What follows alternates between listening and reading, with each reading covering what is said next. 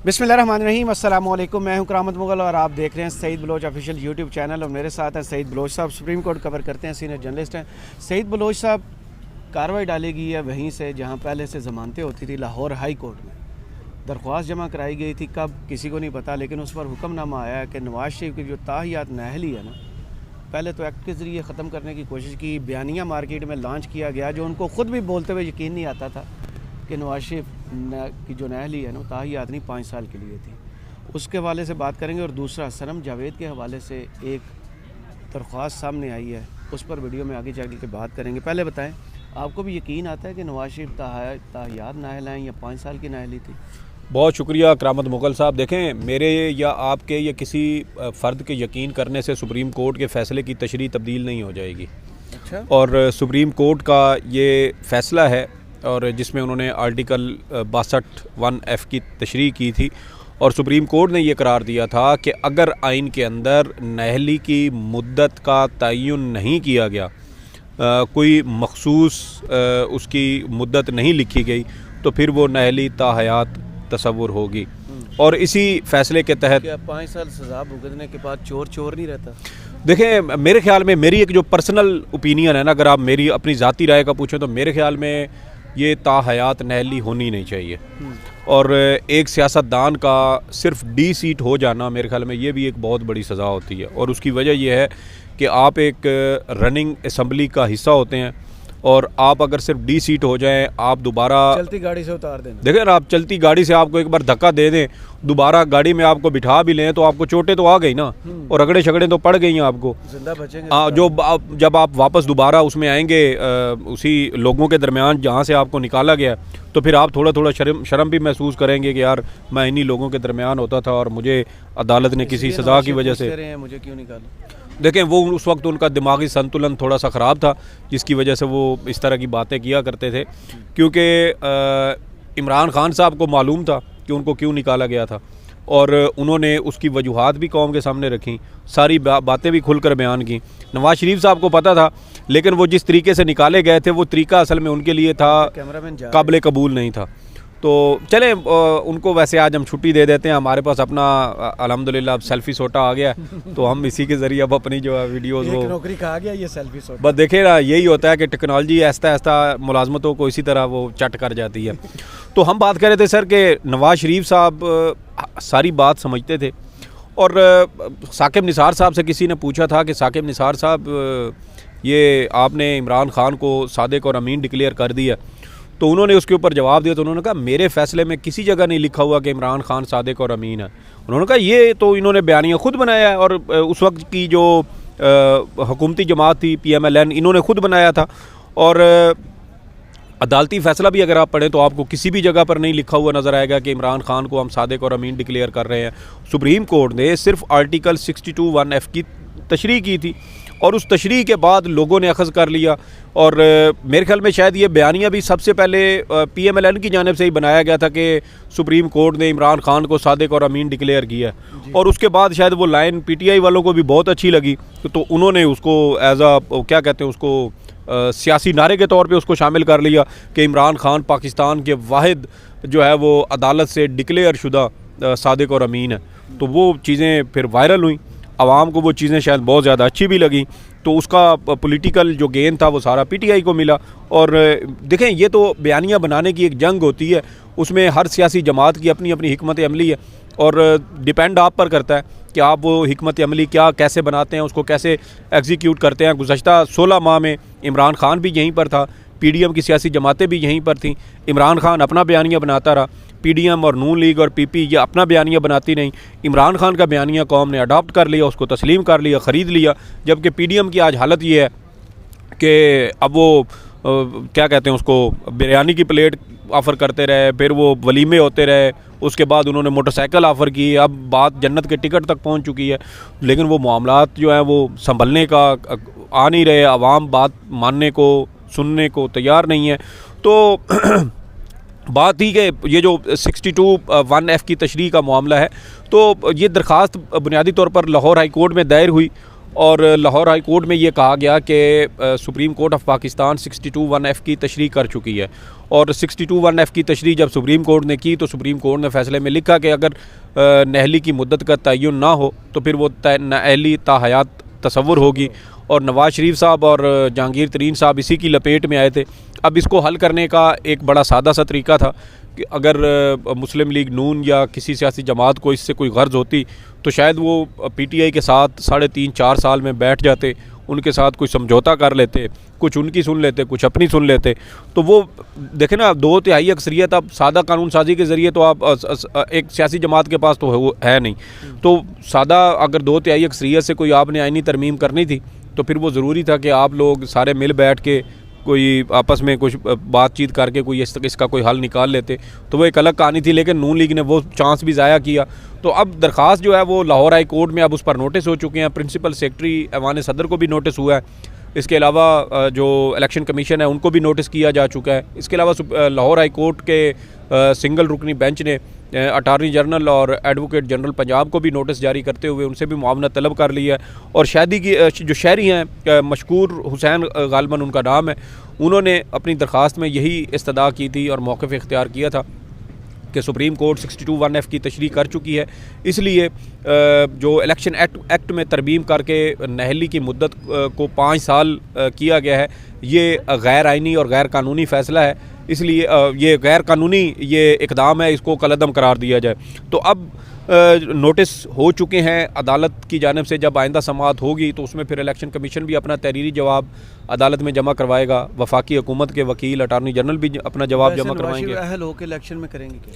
देखें, मेरे ख्याल में जो पाकिस्तान गया, फिर पंजाब गया, अब तो लाहौर भी उनके साथ नहीं खड़ा। सर देखें, लाहौर तो बहुत बड़ी बात है, गवाल मंडी उनके साथ नहीं खड़ा। स्टोरी जो इसके साथ हम करने जा रहे हैं ना, अगर वो खातून इनके मुकाबले में खड़ी कर दी जाए ना सर, किसी भी जगह पे किसी भी जगह से ये ख़वातीन नवाज़ शरीफ के ख़िलाफ़ खड़ी। देखिए, इमरान खान अब कद काठ में नवाज़ शरीफ साहब से बहुत ऊपर निकल चुका है। और नवाज़ शरीफ साहब को अगर आप इमरान खान के साथ भी खड़ा करें ना एज अ पॉलिटिकल फिगर, तो आपको नवाज़ शरीफ साहब उसके आगे बोने नज़र आएंगे। तो इमरान खान तो अब इनकी रेंज से ही निकल चुके हैं ना, इनकी लीग से ही बिल्कुल अफोर्डेबल ही नहीं है, बिल्कुल डिफरेंट लेवल पे हैं। हाँ, इस वक्त जो नज़रियाती कारकुन PTI के जो मुकदमात हैं या रियासती जबर का उन्होंने उनको रियासती जबर बर्दाश्त किया है, अब अगर वो भी नून लीग की जो मरकज़ी क़यादत है उसके ख़िलाफ़ खड़े होते हैं तो मेरे ख्याल में उनको हराना भी नून लीग के लिए नामुमकिन होगा। मैंने सनम जावेद का नाम बताया। सनम जावेद अगर स्पेसिफिकली पंजाब से, लाहौर से अगर PTI उन्हें कहीं मुस्तक़बिल में टिकट देती है, को हरा पाएगा? नहीं, मेरे ख्याल में अगर साहब सिर्फ सनम जावेद को मरियम के ख़िलाफ़ भी उन 3 हलकों में खड़ा कर देना, जिसमें मरियम साहिबा ने पंजाब इलेक्शन में अपने कागजात जमा करवाए थे, मेरे ख्याल में सनम जावेद मरियम नवाज़ की शायद 3 हलकों में ज़मानत ज़ब्त करवा देगी। क्योंकि जो बर्दाश्त, हौसला, हिम्मत और जुर्रत का मुजाहरा इन ख़वातीन ने किया है, मेरे ख्याल में पाकिस्तान की सियासी तारीख़ में ऐसी मिसालें बहुत कम मिलती हैं।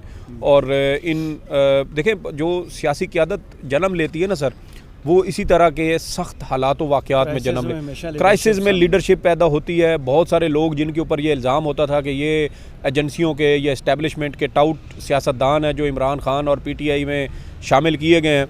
9 मई से अगर आप देखें तो मेरे ख्याल में किसी हद तक इसका फ़ायदा PTI को भी हुआ है कि वो लोग जो इस्टेब्लिशमेंट की जानिब से, तो लाल चौधरी साहब कह रहे हैं उनकी जमात को हुआ है, सारा गंद उन्होंने ले लिया। तो गंद को अगर वो फ़ायदा समझते हैं तो फिर ठीक है। कह रहे हैं कि 9 मई का सारा बेनिफिशरी वो खुद है। देखें, वो जिस सेंस में बात कर रहे हैं वो एक अलग कहानी है। बहरहाल तंजीम साजी जिस बंदे की हो चुकी हो उसको वैसे भी बयानिए वाली जो बात है वो नहीं करनी चाहिए। तो अब जो हम बात कर रहे थे वो ये थी कि PTI का जो एक तासुर था ना इनके बारे में कि ये इस्टेब्लिशमेंट के लोग हैं और इनकी पार्टी में शामिल हैं, तो वो सारा गंद भी तो साफ़ हो चुका ना PTI के अंदर से। अब जो भी लोग PTI में मौजूद हैं, हाँ, उसमें आप उन लोगों को भी शामिल कर लें जो नज़रियाती तौर पर PTI के साथ थे, लेकिन गन पॉइंट पर उनके अहल खाना को यरगमाल बना के या अगवा करके या उनकी जानो माल और इज़्ज़त और आबरू की धमकियाँ देकर अगर उनको पार्टी से दूर करवाया गया, उनकी प्रेस कॉन्फ्रेंसेस उनसे करवाई गई हैं, तो मेरे ख्याल में उनकी कोई वक़्त नहीं है। वो तो वो लोग हैं जो सामने आ गए जिन पर केसेस का कोई आइडिया था।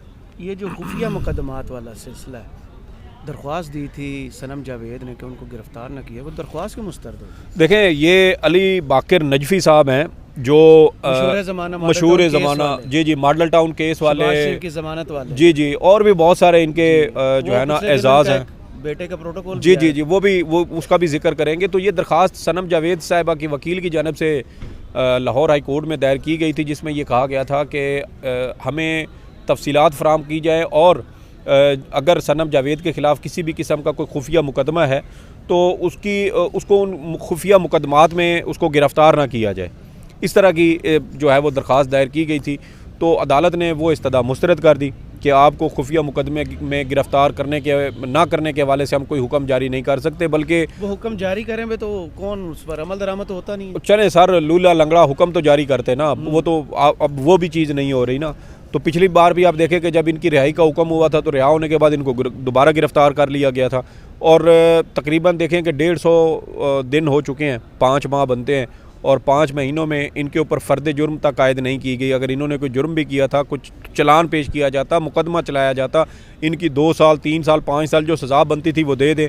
आपने बग़ैर किसी जुर्म के, बग़ैर किसी मुकदमे के अगर लोगों को गिरफ़्तार करके रखा हुआ है, तो जब इनकी रिहाई हुई तो पता चला कि इनको 3 MPO के तहत फिर गिरफ़्तार कर। तो ये कौन सी ऐसी इतनी इश्तिहाल अंगेज़ तकरीर ये करती हैं जिससे लोग इस तरह मुतासर हो के तो वो किसी किस्म की जो है वो नुक्से अमन का जो ख़दशा है उसमें उसका पैदा हो सकता है। तो ये मेरे ख्याल में लाहौर हाई कोर्ट के जो जज साहब हैं, जस्टिस अली बाकर नजफी साहब, इनके साहबजादे की पिछले दिनों आपको पता है खबर आई थी जिसमें इन्होंने अपने बेटे की कहा था कि मेरा बेटा यहाँ से अबू ज़ैबी से फिर अमेरिका की किसी रियासत में जाएगा, वहाँ से उसने आगे एक और किसी मकाम पे जाना है, वहाँ से फिर वापस और वहाँ से अबू ज़ैबी और अबू ज़ैबी से पाकिस्तान घर पहुँचने तक उसको मुकम्मल प्रोटोकॉल दिया जाए। तो इस तरह की जो समझे कि बादशाहाना किस्म के प्रोटोकॉल का ये जज साहब जो हैं ये मुतालबा करते हैं। फिर आप ये भी देखें कि जो लाहौर में आपको याद होगा जब नवाज़ शरीफ साहब 2019 में बाहर गए थे तो इनकी बैरून मुल्क रवानगी वाला जो फ़ैसला था वो भी 2 रुकनी बेंच जिसने फ़ैसला दिया था उसकी सरबराही भी यही अली बाकर नजफी साहब जो है वो कर रहे थे। और उस वक्त वफाकी हुकूमत ने यह कहा था कि नवाज़ शरीफ साहब को अगर बाहर जाना है तो उनको कुछ ज़मानती जो बॉन्ड्स हैं वो जमा करवाना होंगे। तो उस वक्त तकरीबन कहा गया था कि कुछ 7 अरब रुपए के करीब बॉन्ड्स हैं जो नवाज़ शरीफ को जमा करवाना होंगे तभी वो बाहर जा सकते हैं। लेकिन लाहौर हाई कोर्ट जो उस वक्त शायद लाहौर हाई कोर्ट बन चुकी थी तो उन्होंने 50 रुपए के बॉन्ड के ऊपर नवाज़ शरीफ साहब को बैरून मुल्क जाने की इजाज़त दे दी।